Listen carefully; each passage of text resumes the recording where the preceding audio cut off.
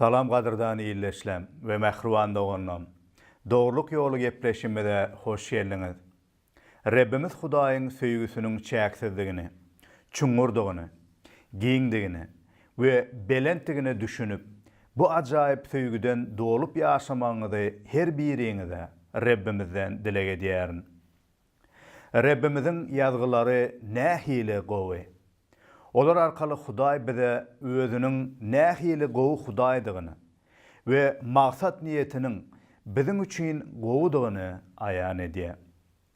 Mukaddes ýazgylaryň sahypalaryna biz Rabbimiziň ajaýyplygyny görüp bilýäris we bu arkaly bereketlenýäris. Biz siziň bilen dowamly Ýahýanyň hoş habar kitabyndan öwrenmege dowam edýäris. Bugün men siziň bilen Ýahýanyň hoş habar kitabynyň 13-nji babyny öwrenip tamamlamak isleýärin. Ýahýanyň hoş habary 13-nji baby biz Rabbiň söýgü baby diýip atlandyrsak hem ýalňyşmarys. Çünki Rabb İsa Mesih özüniň şägirdlerini iş ýüzünde hemişeksi ýaly soňuna çenli söýenligini we hatta özü Rableriň Rabbi, paçalaryň paçasy bolsa da olara hyzmat edip, olaň aýaklaryny ýuwandygyny öwrenipdik. Bugünler İsa Mesihiň yer ýüzüne gelip ýaşan döwründäki iň soňky günlerde. Rab İsa Mesih sanlyca günlerden haçta öldüriljekdi. Köplenç üstüne hop awananna ýa-da ölüm sagady golaýlaşanna adamyň ünsi esasanam özüne jemlenýär. Öz janynyň aladasyny edýär. Emma İsa Mesihiň ölmeli sagady ýakynlaşsa hem, ol esasan hem şägirdleriniň aladasyny edýärdi. Olaryň ruhlanyp, imanyna hassa ruhu taýdan ösmegini we düşünmegini isleýärdi. Olar bilen bolan gysga wagtyny olaryň bähbidi üçin sarp edýärdi. İsa Mesih Rabbimiziň hereketlerine, öwredenlerine we iş ýüzüne, durmuş arkaly bize görkedenlerine, biziň imanly durmuşymyzyň esasyny görýäris. Rabbimiziň nähili gowlukdan, söýgüden, çyn kämil we arasa maksatdan ibaratdygyny görýäris. İsa Mesih yer ýüzüne öz bähbidini ýa-da öz ýagşylygyny gözläp gelmän, tersine adamzadyň peýdasy üçin, ýagny adamlaryň çyn gutuluşa eýe bolmak üçin gelipdi. Bu üçin ol soňuna çenli ähli zady berja etdi.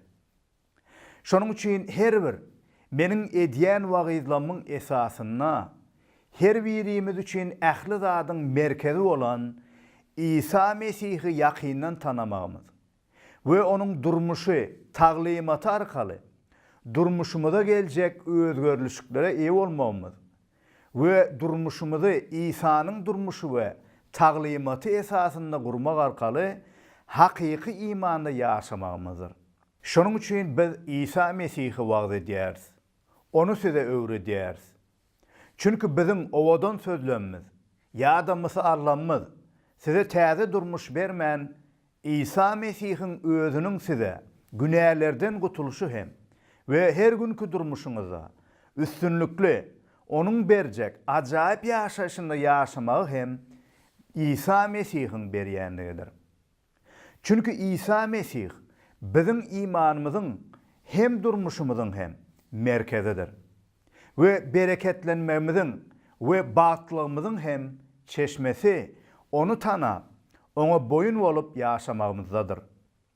Bu sebäpden gepleşiklerimiz arkaly Mesih'i size tanatmaga çalışýarys. Resul Paulus özüniň Mesih'ten başga hiç zady bilmezligi adamlara wagt edende saýlanlygy we diňe Mesih'i wagt edýändigini aýdyp şeýle diýipdi. Ey doganlar, men size Hudaý baradaky şaýatlygy yglan etmäge baranymna dilewarlyk we söz danalygy bilen barmannym. Men siziň araňyzda ham İsa Mesih'ten we onuň haça çüýlenmeginden başga ähli zady unutmagy yüreğime düpdim. Men wagt edenimne size inandırmak üçin paýhasly sözleri ulanmadım. Size inandıran zat Hudaýyň ruhunyň aýan bolan güýjüdi. Bu sözüň imanyňyzyň insan paýhasyna däl, Hudaýyň güýjüne dayanmak üçin. Çünki İsa Mesihiň özi bizim üçin Hudaýyň danalygydyr we onuň gudratydyr. Bu sebäpden hem onu tanamagymyz we oňa özümiziň we onu kim özümiziň we onu özümiziň kimdigimizi bilmemiz iň wajyp zatdyr. Gelin bu wagt Yahyanyň hoş hawary bölüminiň 13-nji babyndan 31-nji ayatdan 38-nji ayada çenli öwrenelim. Ve Mesihi tanap, bu bilim arkaly durmuşumuzy guralyň. Öwrenenlemede berja edelim. Mesih şägirdleriniň ayaklaryny ýuwup bolandan soňra özüne haýynlyk etjek Ýuda Iskariot onu satmaga gidenden soň sözüni dowam edip şeýle diýdi. Ýudas çykyp gidenden soň İsa şeýle diýdi. Indi insan ogly şöhratlanyrly. Hudaýda ol arkaly şöhratlanyrly. Eger Hudaý insan ogly arkaly şöhratlanan bolsa, onu hem öz şöhratyny şärik eder. Hawa onu şol pursadyň özüne şöhratlandyrar. İsa Mesih ilki bilen şägirdlerine özüniň yer ýüzüne gelip edýän işleriniň we hatda ölüminiň hem Hudaýyň şöhraty üçindigini aýtdy. Hakykatdan hem İsa Mesihiň kämil we mukaddes durmuşuna Hudaýyň ady şöhratlanypdy. İsa Mesihiň görkeden gudratdyr alamatlary arkaly ölüleri diriltmege, körleriň gözleriniň açylmagy, kerleriň eşitmege, agsaklaryň ýöremegi arkaly, jynlaryň kowulmagy arkaly, onuň söýgüden, rehimden, merhemetten dolu olan öwreden hakykatlar arkaly we özüniň öwredenlerini öz durmuşy arkaly ýaşap bize görkezmegi arkaly hem Hudaý şöhratlanypdy. Bu wagt bolsa İsa Mesihiň iň soňky we iň wajyp etjek iş arkaly, ýagny onuň haçdaky ölüm arkaly Hudaýyň adamzat üçin bolan maksady berjaý bolmaly. Köpler üçin İsa Mesihiň haçdaky ölümi bu bir yeňiliş. Hudaý hiç zat edip bilmedik ýaly, güýçsüz bir zat ýaly görünýärdi. Bugünler hem iyileşlenmediň arasynda hem Mesihiň haçdaky ölümini bu sebäpden kabul etmeýänler bar. Olar Hudaý güýçlü bolsa nädip İsa Mesihi haçdaky maskarçylykdan, ölümden halas etmedi diýip soraýanlar hem gaty köp. Emma welin İsa Mesihiň haçdaky çekçek eziýetleri, dökön gany we ölüm arkaly Hudaýyň adamzadyň günäleriniň baky jezasyndan halas etmek maksadydygyny olar bilmeýärler. Hudaý halaskär bolan İsa Mesihiň bu beýik gurbanlygyna şöhratlanýar. Çünki mukaddes bolan Hudaý günä jeza bermeli. Emma şol bir hatarda söýgüden dolu bolan Hudaý günäliniň baky ölüme höküm etilmegini hem islemeýärdi. Şonuň üçin hem biýgüne mukaddes İsa Mesih biziň çekmeli jezamyzy öz üstüne almak arkaly Hudaýyň adalatyny we merhemetini üpçün etdi. Ine şonuň üçin hem İsa Mesihiň ölümine hem Hudaý şöhratlanýar. Ve Hudaýyň şöhratlanmagyna bolsa adamzat gutuluşa eýe bolýar. Muňa düşünüp iman etmeklik bolsa nähili ajaýyp zatdyr. Çünki Hudaýyň şeýle çuňur söýgüsine, rehim merhemetine İsa Mesihde eýe bolýar. Hudaýyň hoş hawary diňe Mesihiň ölüm bilen tamamlanmaýar. Hudaý diňe bir İsa Mesihiň ölümine däl, onuň ölümden dirilmegine hem şöhratlanýar. Ve İsa Mesih Rabbimiz hem Hudaýdaky şöhratyna eýe boldy. Hudaý Mesihiň ölümden diriljegini hem wada berdi. ve özündäki şöhratyny Mesihe hem berdi. İsa Mesihi ölüm saklap bilmedi. Çünkü Hudaýyň gudraty arkaly ol direlli ve göklere şöhratly yerine göterildi. İsa Mesihiň ölümden direlmegi ve göklere göterilmegi arkaly Hudaý onu hem şöhratlandyrdy. Hudaýyň we adamzadyň düşmany bolan şeytan ve imansızlar İsa Mesihi hemişe gabrda ölümün gujogyna galmagyny istediler. Emma Hudaý onu ölümden direltmegi arkaly şöhratlandyrdy. Yahya 17. bab 5. ayatda ýazgyna şeýle diýe: Ey atam, dünýä yaradylmazdan öňem meniň seniň huzurunda şöhratym bardy. Indi şol şöhrat bilen meni ýene-de öz huzuruna şöhratlandyr. İsa Mesih ýeketäk Hudaýda bar bolan şöhrata eýedi. Çünkü ol öňden hem şol şöhrata eýedi. Çünkü İsa Mesih bakiýetde hem Hudaý bilen bir bolup Hudaýyň şöhratyny paýlaşýardy. Ýöne ol wagtlaýynça bu şöhratyny göklerde goýup Hudaýyň yer ýüzüne şöhratlanmagy we insanyň baky dowdak odundan halas bolup Hudaýa bir münasip halk döretmek üçin we şol iman etjekleriň kalbyna we durmuşyna Hudaýy şöhratlandyrmak üçin İsa Mesih ýere gelipdi. Hudaýyň bu ajaýyp gutuluş işini berja edenden soňra bolsa, İsa Mesih ýene-de Hudaýyň huzurundaky ajaýyp şöhratyna beslenni. Bu wagt İsa Mesih Rebleriň Rebbi, şalaryň şahy hükmüne göklerde şöhratly tagtyndadyr we Hudaýyň şalygyna höküm sürýändir. Şeýle şöhratly, bizim üçin janyny hem pida eden Rebbimize şükürler bolsun. İsa Mesihiň yer ýüzüne gelip ýaşamagynyň we edeni işleriniň maksady Hudaýy şöhratlandyrmak bolsa, onu bizim hem ýaşamamyzyň esasy maksady Hudaýyň şöhraty bolmalydyr. İsa Mesih Rebbimizden öwrenip, oňa meňzemegimiz Hudaýyň bizim üçin hem islegidir. İsa Mesih bize nähili ýaşamagy öwredýär. Şonuň üçin Resul Petrus her bir işte bu maksada ermegimiz barada şeýle diýe: Kim geplese Hudaýyň sözleri bilen geplesin. Kim hyzmat etse Hudaýyň beren güýç kuwwatyna göre hyzmat etsin. İsa Mesih arkaly Hudaý ähli zatda şöhratlansyn. Şöhrat we gudrat, ebedilik onuňky bolsun. Amin. Şunlukda iýseňizde, içseňizde, her näme etseňizde bularyň baryny Hudaýyň şöhraty üçin edin.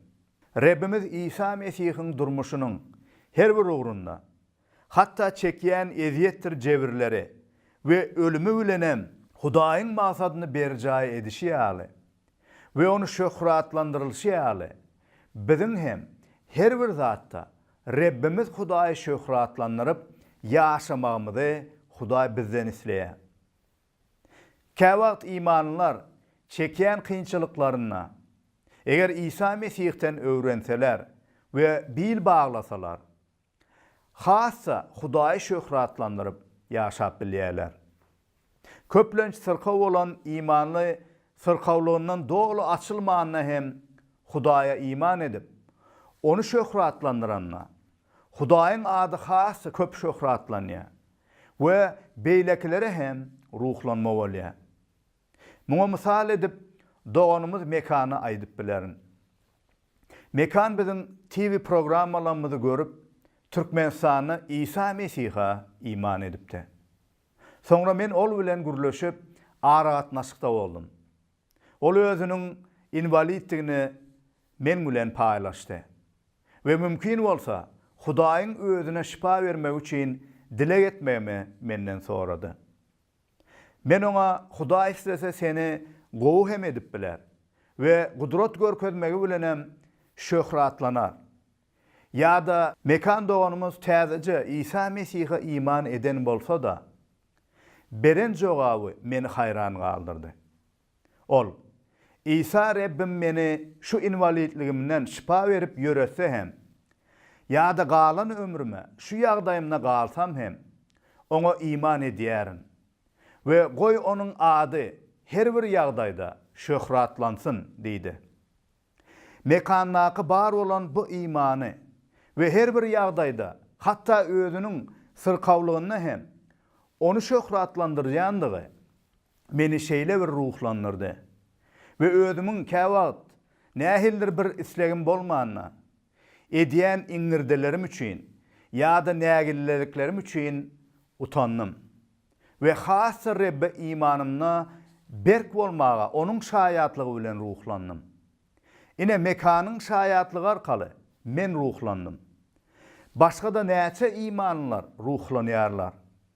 Ve onuň durmuşyndaky kynçylyklary bolsa da İsa Mesih'e olan iman etmege, onun imanını dowam etmege bizim üçin görelli olup, hizmet edip, bu arkaly Rabbin ady şöhratlanýar. Söýgüli imanly doganym, sen hem her bir zatda Rabbin adyny şöhratlandyrýarmysyň? Öwrenen bölümimizi dowam etsek, soňra İsa Mesih şeýle diýe: Balalarym, men indi siziň bilen uzak bolmaryn. Siz meni agtararsınız. Ýöne Yahudlara aýdanymy size de diýärin. Meniň gitjek ýerime siz baryp bilmersiňiz. İsa Mesihiň öz şägirdlerine ýüzlenişine ünüs beriň. Ol näme diýip ýüzlenýär? Ol olara balalarym diýip ýüzlenýär.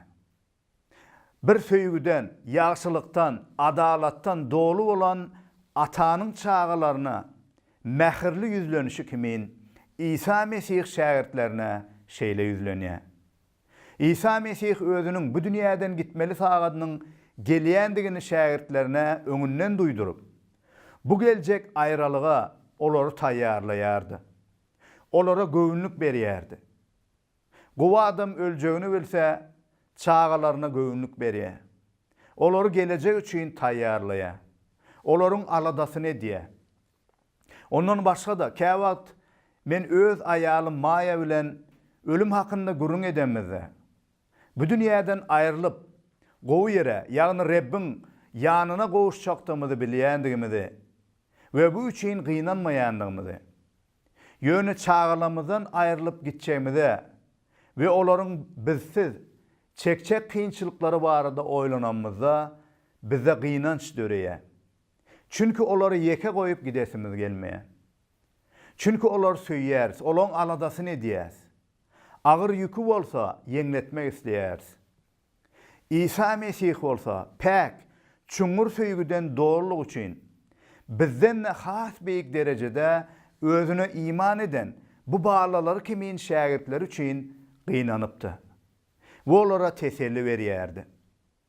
Wagtlaýynça olar taşlap gitjegini we wagtlaýynça olaryň İsa Mesihiň baran ýerine barp bilmejegini öňünden duýdurdy. İsa Mesih bu ýerde Yahudlara aýdanymy size de aýdýaryn diýmek bilen öň Yahudlara hem şeýle özüniň gitjekdigini we olaryň bolsa ol ýere barp bilmejekdigini aýdypdy. İsa olara ýene men gidip barýaryn. Siz meni gözlersiňiz we günäňiziň içinde ölersiňiz. Siz meniň barýan ýerime barp bilmersiňiz diýdi. Bu sözleri İsa Mesih özünün gökten inip gelen halaskar, Reb olan Mesih digine iman etmedik Yahudlara aýdypdy. Bu imansızlıklar üçün Yahudlar İsa Mesih'in yanına hiç haçan barıp bilmejekdiler. Ýöne Yahudlardan tapawutlykda İsa Mesih'in şägirdlerini soňra yanına kabul etjekdigini İsa Mesih soňra wada berýär. Gidip sizin üçin yer taýýarlanymdan soň yine gelip sizi öz ýanyma alyp giderin. Meniň bolýan yerimne siz hem bolarsyňyz. İsa Mesih'in şägirdleri wagtlaýynça Mesih'ten aýryljakdylar. Ýöne iman edendikler üçin yine de İsa Mesih Rabbine gowuşjakdylar. Biz İsa Mesih'e iman edenler hem wagty gelip İsa Mesih'e yine de gowuşarys. Ol hem bizi bağlalary kimin öz öyüne kabul eder. Bu sebepten İsa Mesih'e iman edenlerde ölüm korkusu yoktur. Yakınlarımızın ölümüne vaatlayınca acılık çeksek de, Reb İsa Mesih'te bakı öyümüzde bir-birimizi yine de görüp bilecektiğimizde, Rabbimizin acayip vaadalarına esaslanan umidimiz var. Bu hakikatlar olsa, İsa Mesih'in şagirdlerine gelecekte baştan geçirecek kıyınçılıklı durmuşlarında hem teselli veriyerdi. Ve bize hem teselli veriye. Elbette İsa Mesih'in nire baryanına hatta başka şagirdleri hem düşünüp bilmeliler. Şeyle şagirdin biri hem hemişe näme üçin diyen sorak bilen öňe çykýan Resul Petrus'dy. Ine bu yerde hem ol İsa Mesih'e şeyle diýip sorak berdi. Simon Petrus ona, "Ya Rab, sen nire barýarsyň?" diýdi. İsa ona, "Sen meniň bilen häzir gidip bilmersiň, ýöne soň baryp bilersiň" diýip jogap berdi. Petrus ona, "Ya Rab, näme üçin men seniň bilen häzir gidip bilmerin? Men seniň üçin janymy da pida ederim" diýdi. İsa ona şeýle jogap berdi. "Meniň üçin janyny pida edersiňmi? Hakykatdanna men sana dogrusyny aýdýaryn. Horoz gıygırmazdan öň sen meni 3 şedek inkar edersin." Petrus İsa Mesih'in giden her bir yerine gidip bilerin deyip oylandı. Petrus Hudaýyň bizi elçek bakı cennet mekanına insan batırlığı ýa-da güýjü bilen baryp bilerini öýdýärdi. Şonuň üçin hem İsa Mesih'e men seniň üçin janymy da pida ederim diýerdi. Emma Reb İsa Mesih hemme zady bilýän Rebdi üçin Petrusyň ikbalyny dolu bilýärdi. Yine de sanlyca sagatlardan janymy seniň üçin pida edýän diýen şol Petrusyň özüni 3 gezek inkar etjekdigini hem İsa Mesih bilýärdi. İsa Mesih'in häsiýetine hili hayran galdyrjy. Ol Ýuda Iskariyotyň özüni 30 kümüş teňe satjagyny bilýärdi. Ýöne şonda hem onuň hem aýagyny ýuwdy. Petrusyň hem özüni 3 gezek inkar etjegini bilse de, bu at hem öz söýgüsini oňa görkezýärdi. İsa Mesih öz güýjüne dayanyp, soňra ejizlige uçurajak Petrusy ýazgarmady. Ýa-da oňa käýäp, yamanlap, maskaralap, göwnüni agyrtmady. Söýgü bilen, mulaýymlyk bilen bu acı hakikaty oňa öňünden bildirdi. Hatta Petrus üçin dilek edenligini ve soňra täzeden imanını berkep, doganlaryny hem gollajakdygyny oňa öňünden bildirdi. Rabbin aýdyşy ýaly hem boldy. Petrus İsa'ny inkar etdi. Emma ökünüp täzeden imanına yine de Rabbin merhemeti bilen güýçlenni ve bütün durmuşuna ta İsa'nın adyna öldürilýänçe paçalyk üçin hyzmat etdi. Köp doganlary ruhlandyrdy. Hakykatdan hem Rabbimiz İsa Mesih biziň de näçe gezek imanymyza ejizlik edip, belki de sözümizde ýa-da günäli hereketlerimiz bilen onu inkar etjegimizi bilýärdi. Emma şonda hem bizi söýýä, eden günälerimize ökünüp gaýdyp gelsek, bizi hem kabul edip, täzeden güýçlendirmek we şalyk üçin peýdaly bolmagymyzy gazanmak isleýär. Biz käwagt anamlar bolmasak da, ol hemişe anamlardır. Onuň ýaşylygy bizi özüne çekýär we bize täzeden güýç kuwat berýär. İmanyňy ejizlen bolsaň, belki de Rabbi gorku bilen inkar eden bolsaň, ýa-da günälerine ýeňilip, Rabbi şöhratlandyrmaýan bolsaň, İsa Mesih'in merhemeti seni täzeden özüne çagyrýar. Towba edip oňa gel. Ol seni güýçlendirmek isleýär. Oňa bil bagla. Çünkü ol rehime baý, merhemetten dolu ve özüne iman edenleri soňuna çenli söýýän Rabdir. Soňra İsa Mesih özünden wagtlaýynça bu dünýäde aýryljak resullaryna ve özüne iman etjek ähli imanlara bu dünýäde ýaşamaklaryna ve İsa Mesih'e degişliliklerinin alamatı olacak tavşırığı berdi. Ol şeýle diýdi: "Size bir täze tavşyryk berýärin. Biri-biriňizi söýün. Meniň sizi söýüşüm ýaly, siz de biri-biriňizi söýün. Biri-biriňizi söýgeniz bolsa, sizin meniň şägirdim hemmeler biler." İsa Mesih'e iman edenlerin durmuşunun merkezinde ine şu tavşyryk durýandyr. Bizim durmuşumuz söýgüden ugur alanlar. Ediyen işlemimiz hem, gatnaşyklarymyz hem ine şu söýgüden ugur almalılar. İsa Mesih'e iman eden adamı, iman etmeyen adamdan edil ine şu alamat bilen saýgaryp bolýar. İsa Mesih'e iman eden söýgüden dolu bolar. İsa Mesih bu birek söýmek tavşyrygyna täze tavşyryk diýär. Näme üçin? Köne ähde hem Hudaýy söýmek, başgalary söýmek, ýagny özümiz ýaly söýmek buýrugy bardy.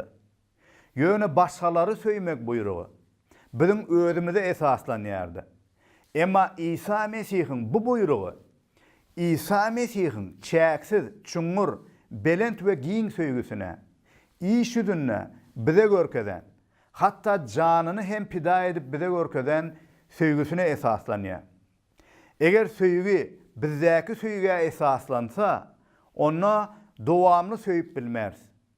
Ýöne imanlara we dünýädäki adamlara olan söýgümiz İsa Mesihiň kämil we çäksiz söýgüsine esaslanan bolsa, ona söýüp ýaşap bileriz. Şonuň üçin hem İsa Mesih'e iman etmeň alamaty ýöne ýygnaga gatnamak, ýa-da Injil okamak, ýa-da boynundan bir kümüş haç asyp gezmek däl-de söýgüde ýaşamagymyzdyr. Bu söýgümiz bilen biz İsa Mesihiň şägirdigimizi dünýä hem görkezip bilýäris. Gadyrdan iýleşim. Belki sen heniz İsa Mesih'i Rebbin we halaskaryň hökmüne kabul eden dälsin. We onuň sana berjek ajaýyp gutuluşuna eýe dälsin.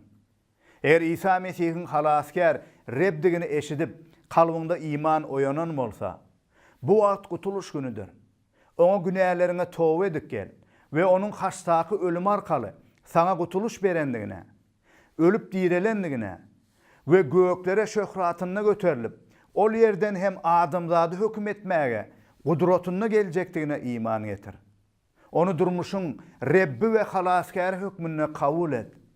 Hudaý seniň hökm gününe, baky dozak hoduna hökm edilmeňi islemeýär. Bu sebäpden sana İsa Mesih barada bilmeklige, ine bu mümkinçiligi açanlar. Durmuşunda bolup geçýän zatlar ýöne öz-özünden bolanak. Reb Hudaý sana merhemeti bilen bu Mesih'teki ajaýyp hoş habaryny bugün hem eşitdirýär. İman et, imansız bolma. Mähruwan imanly doganım. Sen bugün näme üçin ýaşaýarsyň? İsa Mesih Rebbimizden görelli alyp, oňa meňzeşlikde Hudaýyň şöhraty üçinmi? Ýa-da öz bähwidiň, öz şöhratyň we bu dünýäniň wagtlaýan zatlarynyň aladasynda mı ýaşaýarsyň? Oňa gel, çünki ol seni söýýär. We hatta günä edip ýa-da başga zat bilen onu inkar eden bolsaňla, ökünç we towba bilen oňa gelsäň, ol seni tämizler we güýç kuwwat berer. Rebbimiz her birimize onuň söýgüsünden ugur alan, kämil we mukaddes söýgüde ýaşamagy bize öwretsin diýip siziň üçin we özüm üçin dilek edýärin. Amin.